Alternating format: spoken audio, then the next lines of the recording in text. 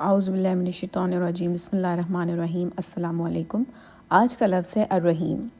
اس کے مطلب جانتے ہیں۔ اس کا مطلب ہے بہت بہت رحم کرنے والا، اور رحمان کی طرح یہ بھی رحم سے نکلا ہے۔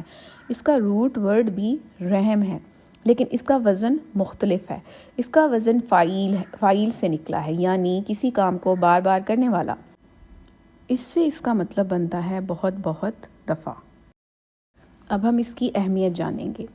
سچی محبت کے لیے آپ اس کا عمل کر سکتے ہیں۔ جو شخص اس کو 5 دفعہ روزانہ پڑھے گا، دنیاوی مشکلات کسی قسم کی بھی ہو سکتی ہیں، جاب کی پریشانی ہو سکتی ہے، رشتہ نہ ہونے کی، اولاد کی ہو سکتی ہے، لوگ جو ہے وہ آپ کو تنگ کرتے ہیں اور آپ کو جو ہے وہ پسند کی شادی کرنا چاہتے ہیں، تو اب الرحیم کو جو ہے وہ 500 دفعہ ڈیلی بیسس پہ پڑھیں۔ انشاءاللہ تعالیٰ آپ کی دعائیں قبول ہوں گی۔ اور اگر آپ رحمان اور رحیم دونوں کو ملا کے جو ہے وہ کرتے ہیں، پھل دار درخت میں یا سبزیوں میں رکھ دیتے ہیں لپیٹ کے عزت و احترام کے ساتھ، تو وہ جو درخت ہے وہ پھلدار ہو جاتا ہے۔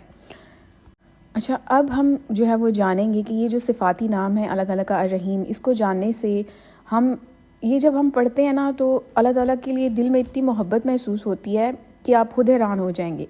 اللہ تعالیٰ کا جو دوسرا صفاتی نام جو ہم پڑھنے جا رہے ہیں وہ ہے الرحیم، یعنی وہ بار بار رحم فرماتا ہے۔ اس کا مطلب یہ ہوا کہ اس کی فطرت میں اتنا رحم ہے کہ وہ انسان کی بہت سی باتوں کو جو ہے وہ بار بار نظر انداز کر دیتا ہے، جبکہ انسان ہماری باتوں کو نظر انداز نہیں کرتے۔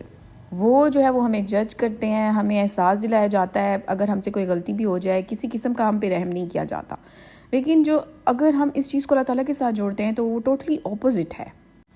تو پھر سوال بنتا ہے کہ رحم کا مطلب کیا ہوا؟ رحم ماں کے جسم کا وہ حصہ ہے جو ایک کمزور سے وجود کی حفاظت کرتا ہے۔ 9 ماہ تک ایک ننھی سی جان کی خاطر مشقت کو برداشت کرتا ہے، اور اس میں کھانا پینا بھی شامل ہو جاتا ہے، خیال رکھنا، ضروریات کا خیال رکھنا، کسی بھی بدلے یا تمنا کے بغیر جو ہے وہ یہ ساری چیزیں آ جاتی ہیں۔ لیکن ان سب باتوں سے یہ ظاہر ہوتا ہے کہ رحم کا مطلب یہ ہوا کہ کسی کی دی گئی تکلیف کو نظر انداز کر کے اس کے ساتھ مہربانی کرنا۔ اگر سوچا جائے تو ہم جو ہے وہ اپنے حالات سے پریشان ہو کر ہم اکثر کیا مانگتے ہیں؟ ہم رحم ہی تو مانگتے ہیں۔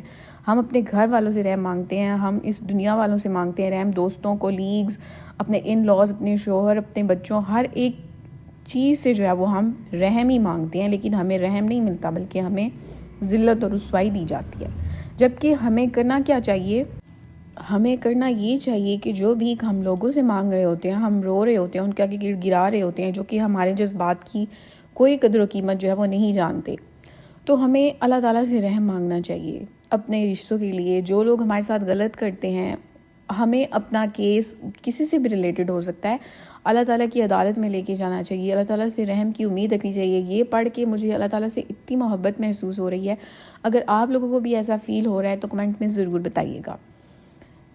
آج کل کے دور میں ہر کوئی پریشان ہے، ہر کوئی ہی پریشان ہے، کوئی اپنے شوہر کے ہاتھوں، کوئی اپنے رشتہ داروں کے ہاتھوں، کولیگز کے ہاتھوں، اپنے گھر والوں، دوستوں، بہت سے، مطلب ہر کوئی جانتا ہے کہ وہ کس کس کے ہاتھوں پریشان ہے۔ ہم ان کی طرف دیکھ رہے ہوتے ہیں کہ وہ ہم پر رحم کریں، لیکن لوگ رحم نہیں کرتے، کیونکہ یہ اللہ تعالیٰ کی صفت ہے۔ یہ صرف اللہ تعالیٰ کی صفت ہے، اور یہ انسانوں میں رحم اور درگزر کا جو عنصر ہے وہ نہیں پایا جاتا۔